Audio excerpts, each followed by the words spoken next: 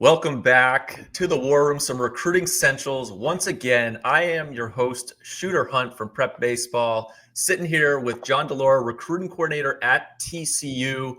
John, as you can see, I don't know if you've looked into it yet. The shop is open at Prep Baseball, shop.prepbaseball.com. I'm wearing the hat today. This is right now my favorite hat is the rope hat. Or have you gone to the rope hat recently? I actually have the hat you're wearing. Yes. Okay. I don't know if I can say that or not legally, but the rope hats are in my opinion. Okay, that's a good sign because I know you're always looking good on the road. TCU, you guys got great gear. I'm always a little bit jealous, envious of you out on the road with all your good stuff, some frog ball action. Be sure, anybody listening, head to shop.prepbaseball.com. Some really good stuff. I got some hoodies coming that I'll be rocking on here. And of course, throughout the early spring in the cold, which is kind of what you were dealing with recently there in the Dallas-Fort Worth area. A little bit of snow on the ground. I lived in Dallas. It can get chilly there. Yeah, this is the time of year where we usually deal with about 2-3 weeks of some flurries or some ice. It's being from Michigan. It's funny watching everybody kind of freak out and the whole town shuts down when you have an inch of snow. So we only had this has been mild so far, which is awesome, obviously, because the boys are back and we're getting ready to practice. But yeah, we've had some times where you get 2-3 weeks of 20-30 degree weather. Toughen up those TCU boys there in Fort Worth. But you talk about, you are from Michigan. You played in Ann Arbor at Michigan. You were there 11, 12, 13. You've kind of had a really cool coaching career from that. So you stopped playing, you move into coaching, a bunch of different spots with some really good coaches. Walk me through where you've gone. So since your playing days where you're at University of Michigan, I did see Cronenworth. Was he there? Did you play with him? Yeah, we were roommates on the road. I was Oh, a senior. wow. He was a freshman, so he's actually getting married this weekend. Okay, good. Well, awesome stuff. Like one of my favorites because I love those dynamic guys that can move around. His style of play is coming back into form, so I'm really excited for that. But when you're done playing at Michigan, what was your next step? Where did you go from there? I went to Wayne State University, which is a Division II school in the center of Detroit. I started my coaching career there. And getting into coaching, I didn't really decide that I wanted to do that really until probably the last couple months of my senior season. We had a new staff come in my last year. You had Coach Bakich, Coach Schnabel, Coach Kenny, Aaron Etchison, and what those guys brought to the table, kind of made it seem like coaching was fun and you could have an impact on a player's life off the field. So lucky for me, like you said, I've been blessed. I've been around a lot of really, really, really good leaders, really good men, and baseball coaches for that matter. So I was at Wayne State for 2 years under Ryan Kelly, and then I went to Chipola Junior College in the Panhandle of Florida and I coached with Coach Jeff Johnson for 2 years there, and then I went back to Michigan to coach with Bakich and Schnabel and those guys, and then went to Xavier for a short stint, as Billy O'Connor mentioned on his podcast. And then by sheer chance, kind of out of nowhere, the opportunity at TCU presented itself about Thanksgiving of 2018. So I missed the entire fall here at TCU, and then just drove down and dug my feet in, and now I'm going into my seventh season here. You're an absolute grinder all over. And for those listening, John, perpetually out on the road, and TCU, national brand. Although I have to say, like, from the time where Slosh kind of built things up there to now Kirk Saarloos doing a great job in the Omaha already in his quick tenure as head coach. I can remember playing with guys up in the Cape way back, and this was when things were way more regionalized. I had never heard of TCU. And I can remember Sam Demmel was a big leaguer, asking him, like, hey, is it like a good academic school? And him like staring me in the face, like, are you kidding me? Like, yeah, it's one of the best business degrees in the country. And shame on me for not knowing that. But Slosh to Kirk Saarloos, kind of a great run for TCU so far. But I want to get back because you went to the JUCO route. And I think the ability to go from Michigan, hey, that D1, you're willing to go over to D2, then you go down to JUCO, kind of to touch all aspects of the game. Has that helped you recruiting wise, kind of identify talent, know what a player looks like for certain levels? For sure. And the coaches that I've been around, everything that they taught me, it's been centered around recruiting. So whether you're at a Division II school, a junior college, or a Division I school, Michigan, high academic, standards there, same as TCU. But everything's based on accumulating players. Now, what type of player do you go after? Every school has their niche. We would go a lot later at Wayne State, just because it was a waste of time to go after a really good player, as at that time, for us it would be like a sophomore. Yeah. But I think the value that I got out of all of that as a young coach was I was allowed to recruit right away at a Division II school, not at junior college, instead of jumping into, let's just say, TCU right from the get-go as a volunteer, to where at the rules at the time you weren't allowed to go out and recruit. So your experience evaluating players came from going and working camps and just sitting in the office listening to the other staff members talk, and you're watching video. So the boots on the ground right away was awesome. So you get to go to events, such as the ones you guys put on, and you get to see, you're watching maybe a different type of player at Wayne State than, let's say, Michigan or Michigan State are. Yeah. But you're still evaluating, and seeing. And then going to Chipola was an unbelievable recruiting experience, because at the time you didn't have the transfer portal. So a kickback, so to speak, like if a kid didn't play at a Division I school, if he wanted to play, he had to go to a junior college. So we were, my second year there, we ended up having 10 draft picks en route to winning, the national championship that year, which was awesome. But we had kids from Vanderbilt, LSU, Maryland.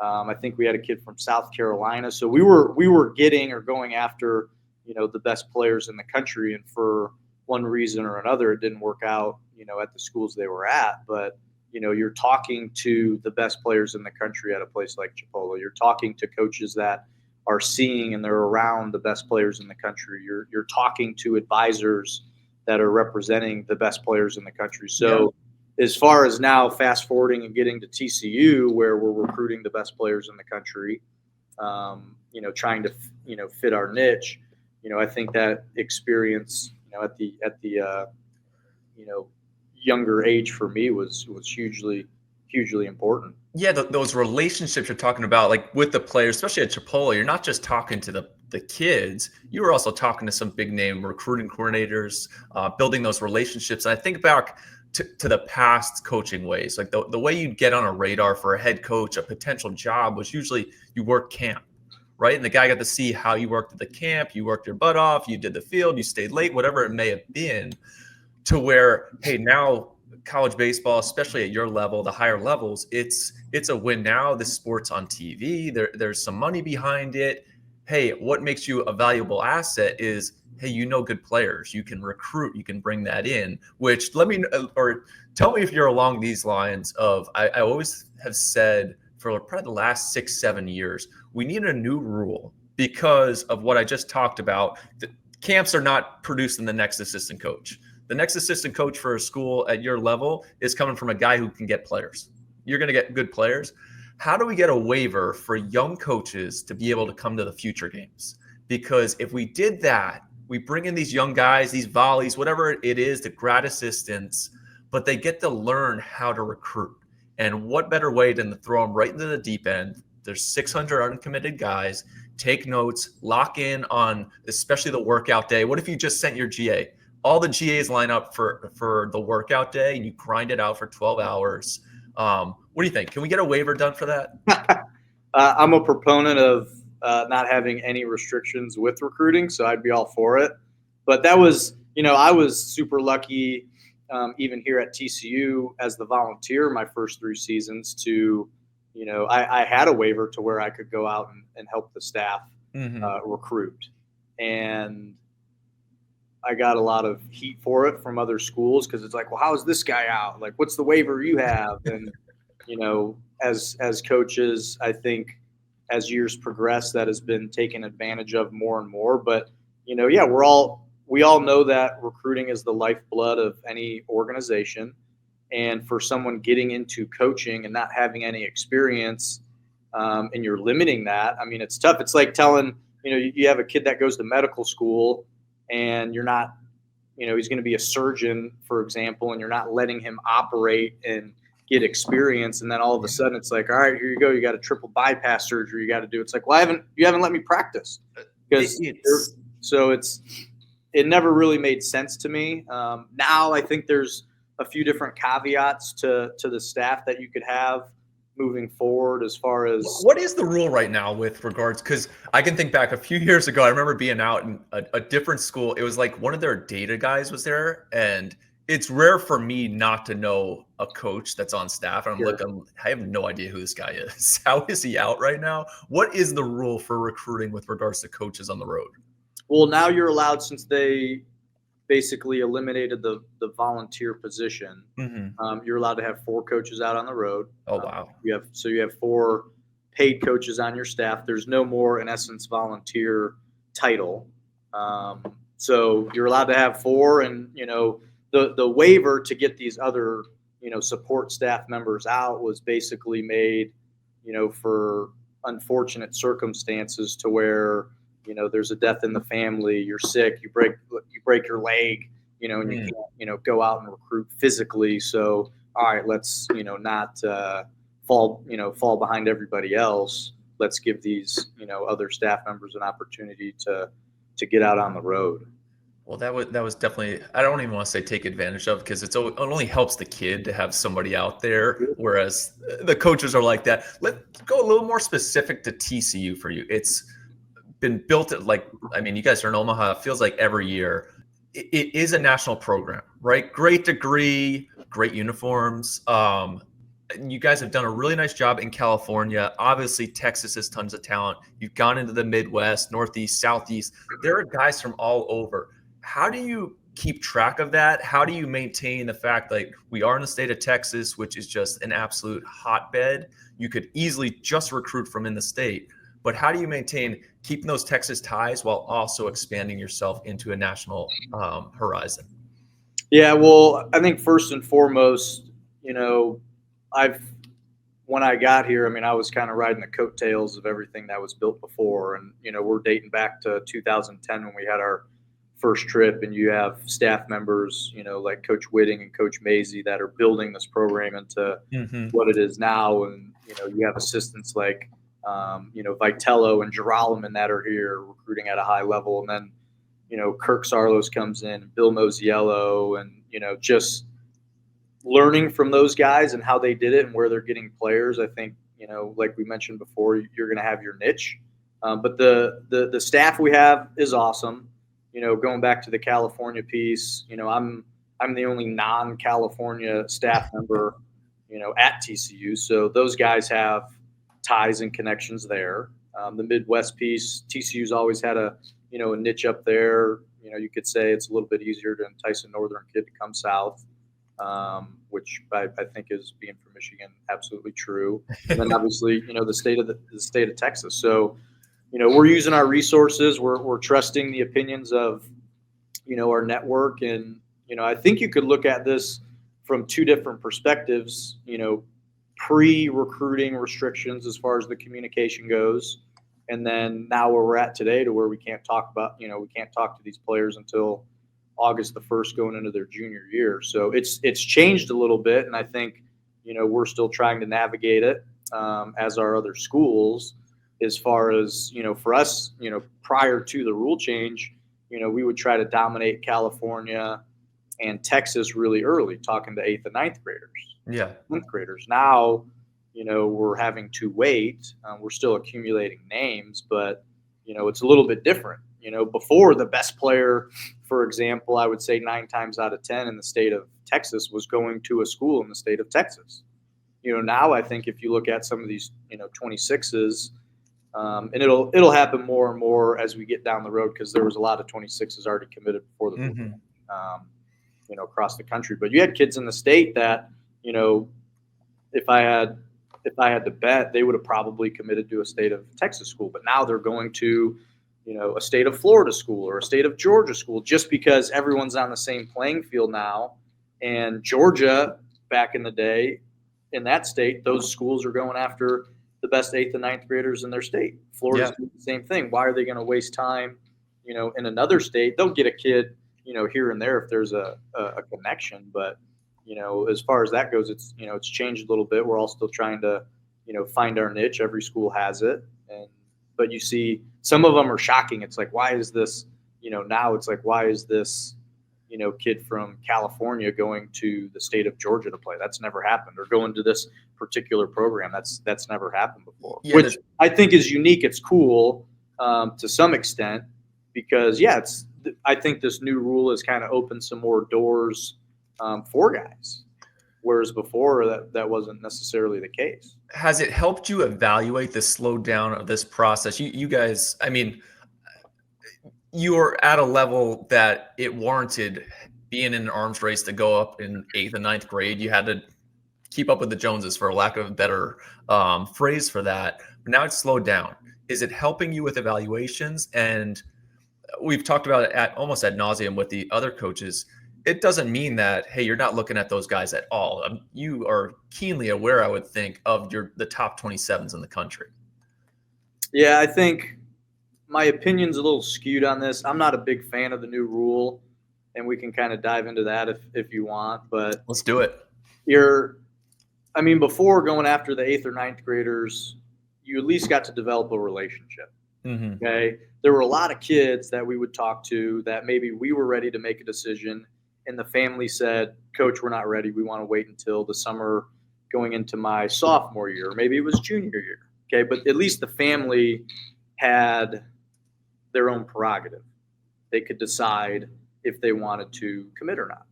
If they didn't, that doesn't mean we're stopping communication. We're still developing the relationship piece. So for us, like when I first started going out, on the road here, and you're going to watch, the 8th and 9th graders at the time, there's probably 7 or 8 schools that are always there. And albeit those 7 or 8, usually probably 5 or 6 are in Omaha every single year, it seems. Yeah. So that was kind of the formula. Now, having to wait,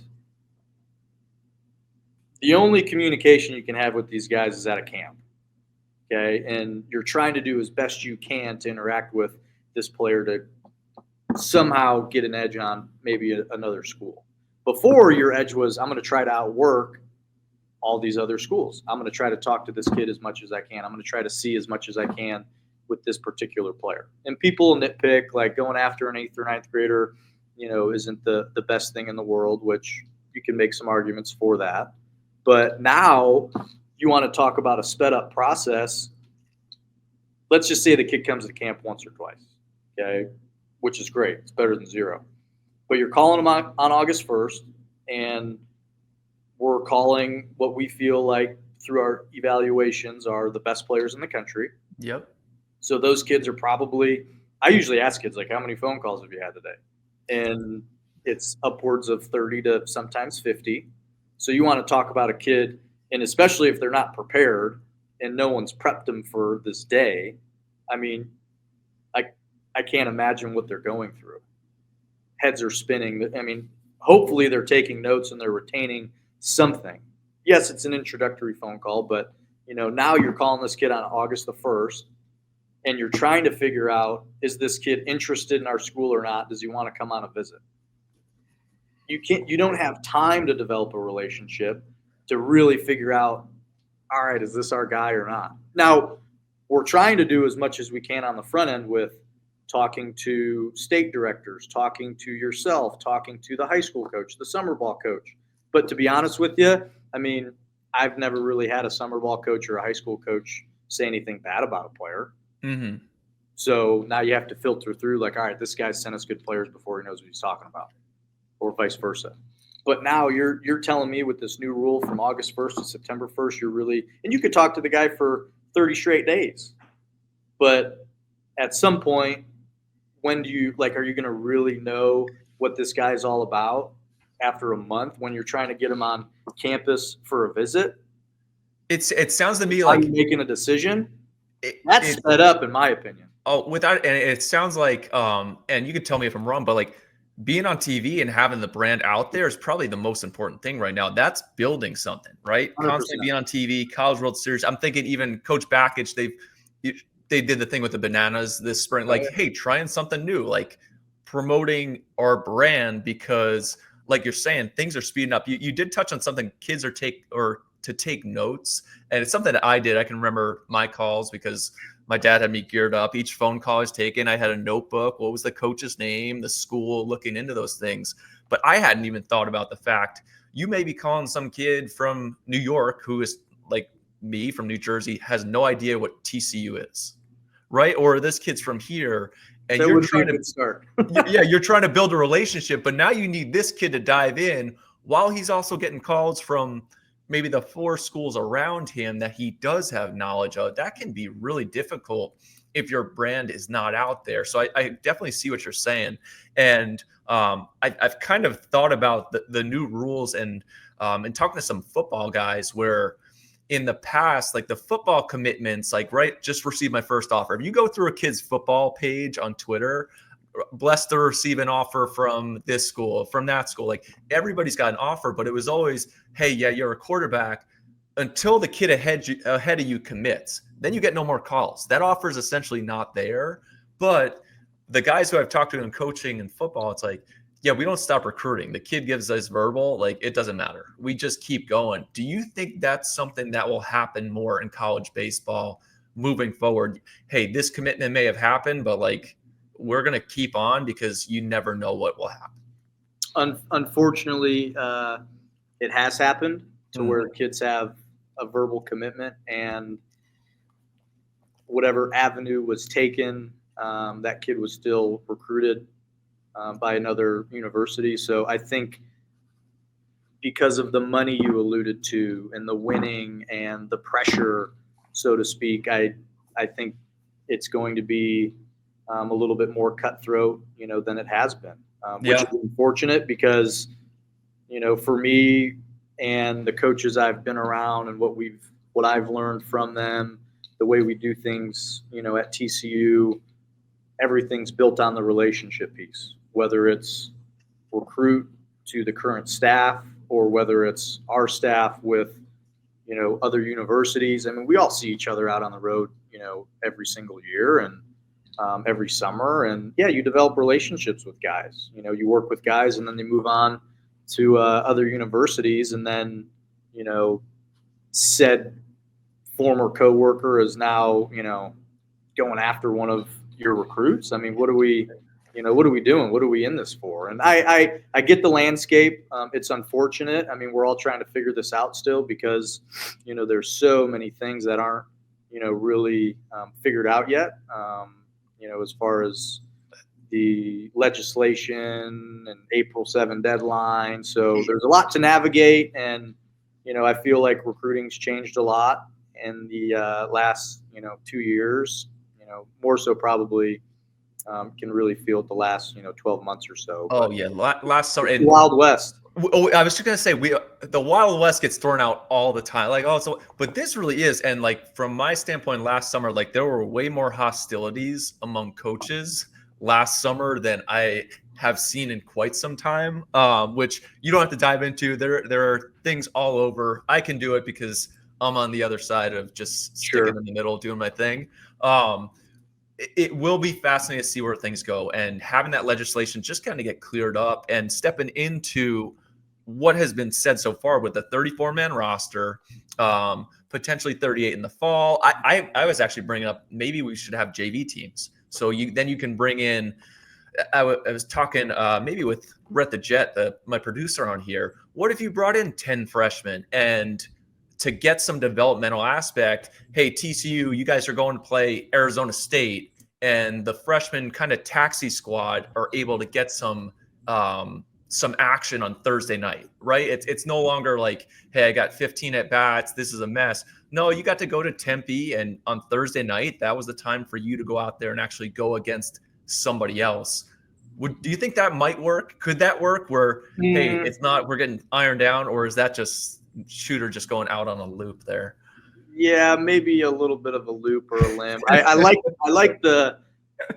the premise if you're shrinking the roster to 34, because as every coach has mentioned on here, what happens when a couple guys go down? Oh, it's going to happen. The timing of it, it could really, really hinder that current roster. But for us, you talk about the winning and the pressure and everything. We have to get the 34 guys ready to do that. So yes.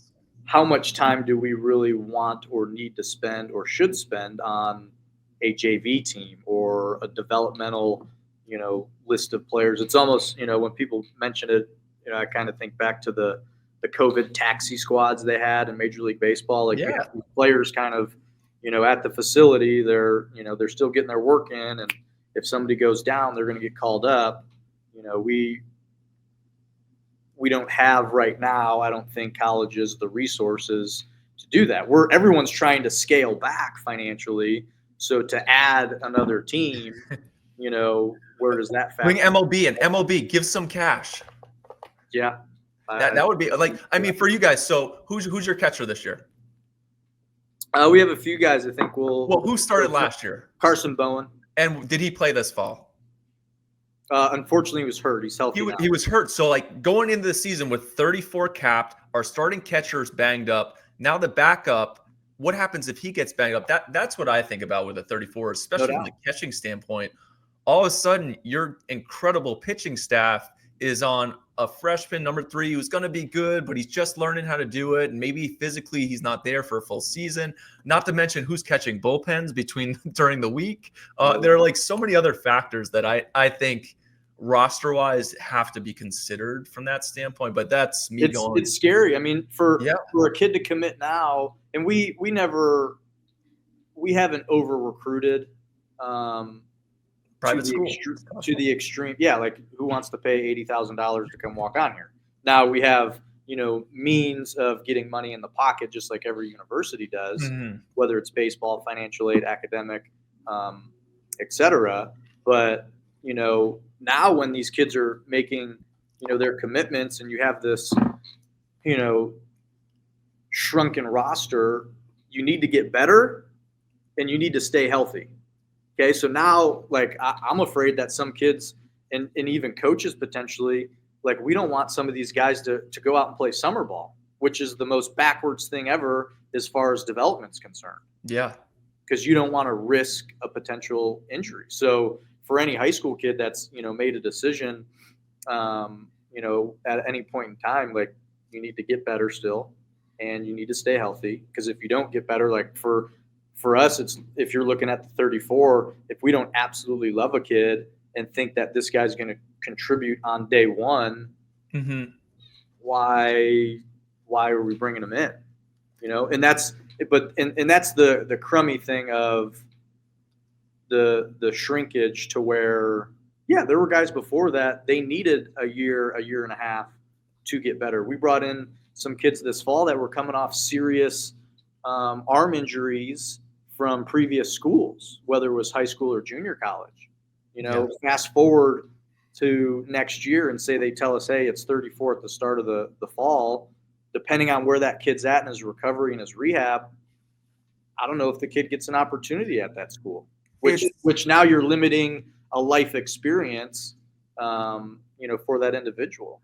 And those are going to be crummy conversations for coaches. Like, nobody wants to have that conversation, but the reality is, like, you guys get paid to win. Like, at that level, yes, development is key, but, like, you're not going to Omaha with kids having 2 really bad years and then their third year being good. Like, if you guys are down, like, the heat will be on, right? There's alumni who you guys have built to the point of, hey, baseball's important here. TCU, there's some pride in it. Well, there's some heat on that.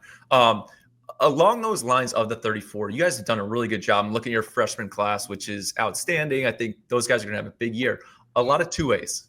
A lot of guys who can do multiple things. Is that something that you guys have shifted your mantra and focus recruiting to? Well, I think the freshmen now that we have, those guys committed before we knew the rosters were going to shrink. We knew there was two-way possibility. They were recruited as such, and they're kicking butt at both, right now. So For you. moving forward, I think that's going to be a huge piece to the puzzle for not only a potential two-way, but just position versatility. Yes. Can this guy? Cronenworth. Can this guy? Crony would be like play. He'd be 1A on everybody's board, Mm. right? But yeah, two-way guy, and there's some guys too where we've had guys in the past that maybe this guy could pitch, but like we're recruiting him as a hitter. Let's just put the ball down. You're just going to be a hitter here. Where now, I think if you have that guy, there's a longer leash of, yeah, let's throw in the fall. I mean, who knows? You could make a jump. You may end up being a pitcher at the end of the day. But for any college program to get two players for the price of one, I think is an absolute no brainer. And it's in the kicker is it's so hard to do. I mean, it's there haven't been very many that have done it at a high level. But they haven't had the opportunities. And I think more guys will get that in the future here. We talk internally a lot, right? When we're doing our rankings, and it'll be like, "Oh, this guy's a two-way. He can do this." And I'll always press back a lot of the times on our state directors, like, "Is he Ohtani? How many other two-way guys do you know in the big leagues?" Yeah, Heisman Trophy winner, like Murray, Dion, yeah. Like what do you? He's a two-way. Well, like, what is he really good at? What's he going to aid us? Is because in the end, again, I love college baseball. Like, it's about winning weekend series, midweek. Oh, there's so much drama in the sport. So any of the high school parents diving into some college baseball is outstanding, and actually gives you a lot to watch throughout the early spring, late winter, I guess. Mm-hmm. But the versatility, again, like you talked about, like the ability to play outfield, infield. Hey, can he play shortstop? Yeah, he can spell us there, but he can play second, third, first, maybe able to catch. I would keep thinking about catching because it's just so important. Like, if you lose your catcher and you are on a guy who cannot defend, the season goes up in flames in a hurry. So like I find that to be so important. Touching back on those younger guys, building those lists, the 27s, the 28s, how do you guys go about doing that? Is there a team of you? How do you build those lists of 27s and 28s? This is me, though, assuming that you do that. You do it, right? Yes. Yeah, we have the list, and our staff does an awesome job going back to, each individual network and their connections, and we're always accumulating names. We actually, for us specifically, we had a 27 list already because we were actually evaluating those players prior to the rule change. We were actually talking to some of those kids. Now, since the rule changed to where there's no communication, you're watching social media, you're talking to state directors, you're talking to high school coaches, summer ball coaches. So you're basically acquiring names, doing research, and then trying to figure out, who do you need to see, when do you need to see them, based on your needs. We actually, with this rule change, we didn't need very many 2026s. We already built up an awesome class. Yeah. And we already had some 2027s that committed prior to the rule change. So, it's a little bit maybe of a slower, more diligent process for us specifically. But yeah, like we have no 2028s, committed. We're starting to, get names for that. But, we didn't go see a 2027 last year intentionally, because for us, it was like, well, what's the point? We need to figure out our class coming in the fall. So you're talking about portal, junior college, et cetera, dealing with dealing with the draft in your 2024 class. And then if we saw 27, it's because, that kid was playing up potentially, so this summer, we're not going to go see any 2028s.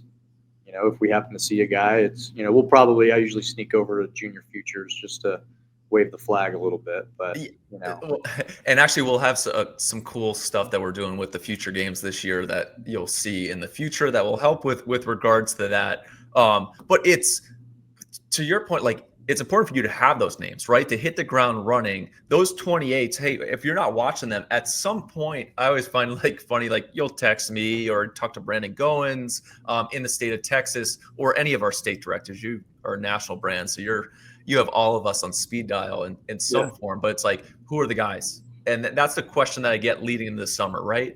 Oh no, we lost in the regional. Oh no, we lost in the super. And it's like the super downer into, oh man, I need to prep myself in a hurry. Who are the guys I need to see immediately? So the way that I look at the new year, right? So Jan 1, we always have our preseason events. Why are the preseason events big? Well, they get you on the radar, but they also get you into the network of the prep baseball scouting director, the scouts, the boots on the ground, kind of the promotional aspect going into the spring, because this spring you will go see 27s. I'm going to head down to Dallas. I would venture to say there are 4 arms that I know that I'm going down to see. I will probably see you at all of their games, right? You can't talk to them yet, but you will sure be there peacocking with that purple and black all over the place with that nice gear. Just so you know, hey, on August 1, are we going to go aggressive on this guy? How do we want to bring this in? And I do think those preseason events are really important. Then to kick off the summer for you, who is the first guy I need to see? I need to be there for this start. I can't waste a day. Is that how you're kind of lining up your recruiting schedule and looking ahead to the spring and summer? For sure, yeah. And for us, it's, and I think a lot of programs, it's based on your needs. We may not need a catcher, so this may be the deepest class of 27 catchers, in a particular state, and it's like, well, we don't have a need, so we don't need to go. Yeah. Essentially waste our time. So you're looking at your needs, and then you have your list based on however you gathered it, and you're constantly communicating, and you're trying to get as much information from the resources that you can legally pull from to find out what you need to find out. And it's a thorough process, and you're trying to get eyes as many times as possible. But if you miss something, I think one good thing about, I think, this new rule with lack of communication is you're going to have 2 years of credentials, potentially, assuming the kid's on varsity. 2 years of credentials to look at. Yeah. Whereas before, when we're committing mostly 8th and 9th graders, there's no credentials. There's kids that have committed to schools prior to ever playing 1 inning of high school baseball. So that process was a little bit different, looking at it from more of a projection standpoint and makeup standpoint. Then now it's, this guy's 2 years older. He's a little bit more physical. He still has 2 years, but you're closer to the finished product as far as when you're getting him. So now it's like, all right, this guy's been on varsity for 2 years and he's hit 250 both years.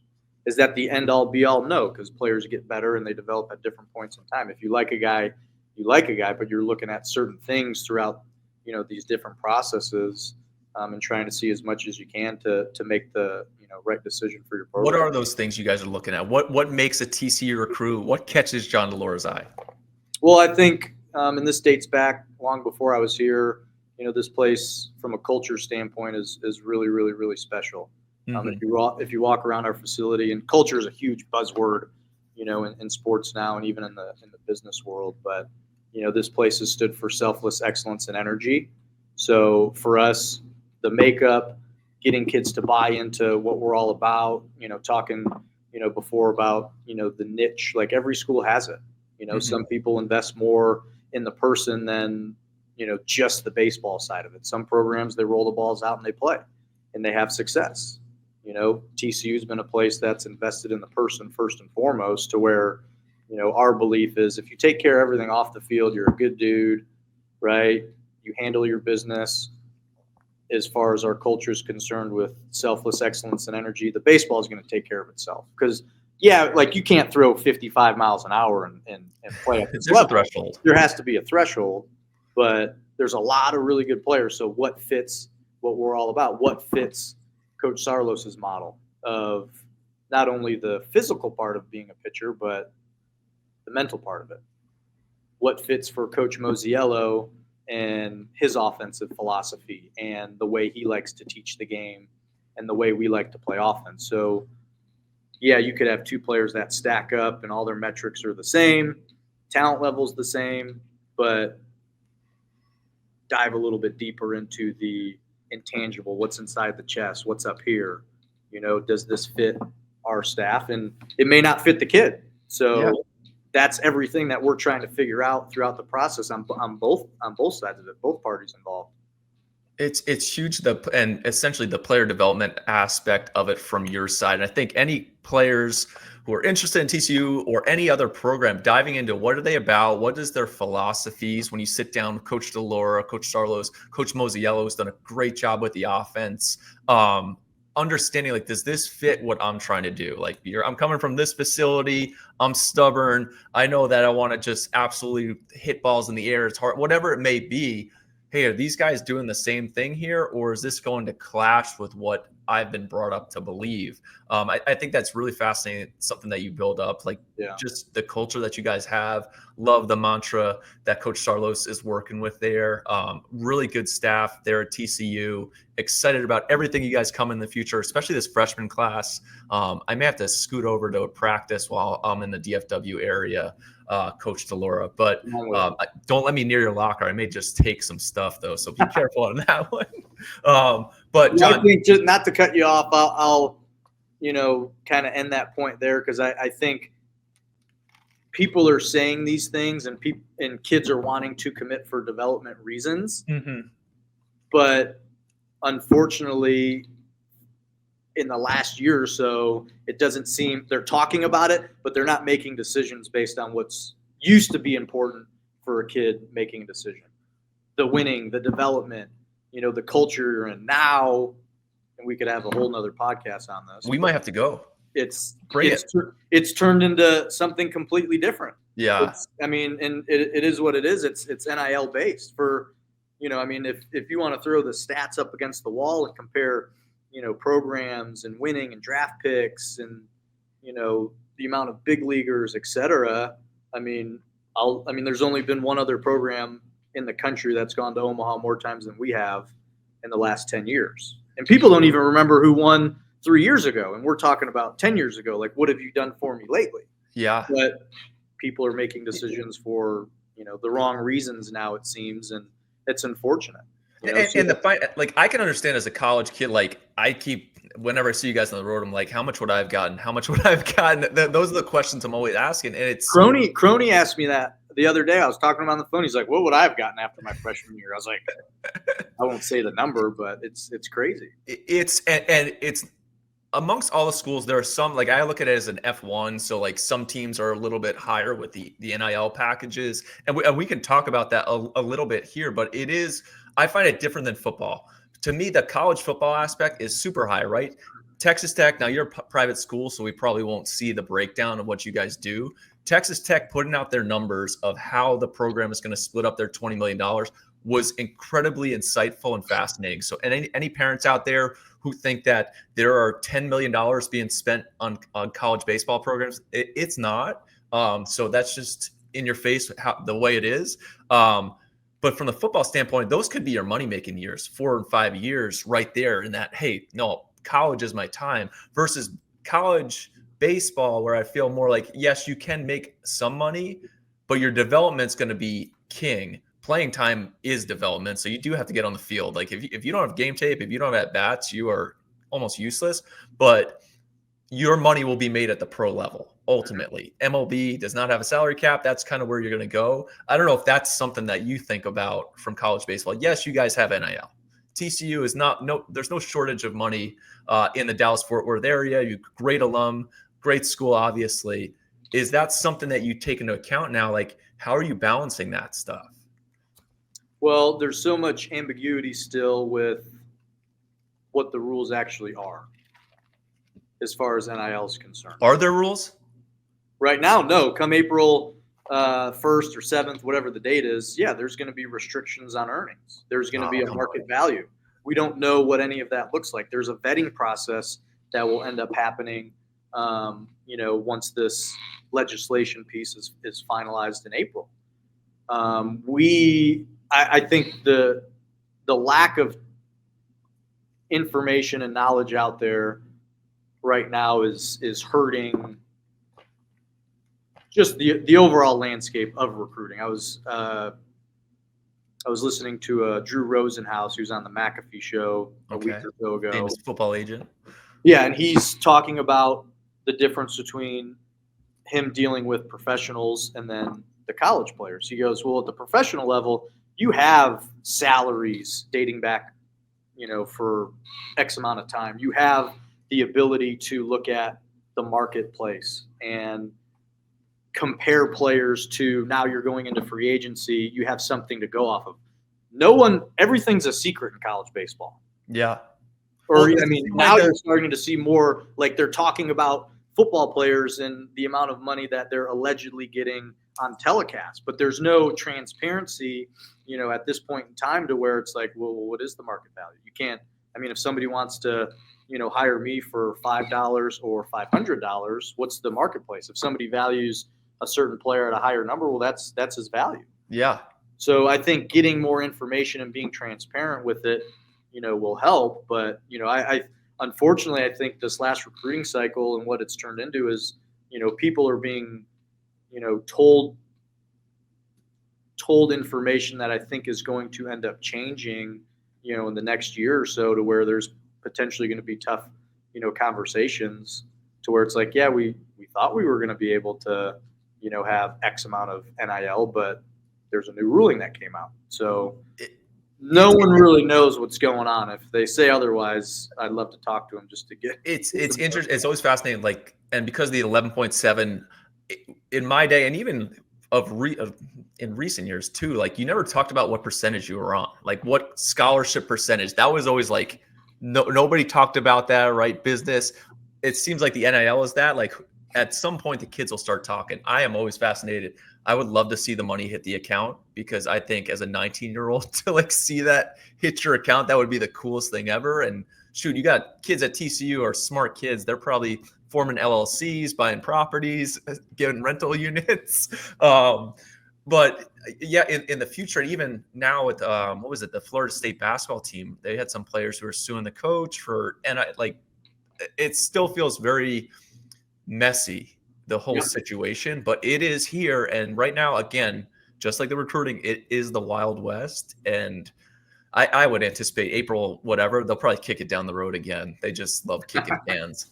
Well, I'm a proponent for NIL. I don't. Me too. The NIL with the portal, the combination of the two is oil and water. It's the worst thing of all time. If you just have NIL and you're allowed to, if you're not a fully funded university, whatever your school decides on, whether you get to 34 or not, for us as baseball programs to help offset the cost for a family to get a college degree, I think that's awesome.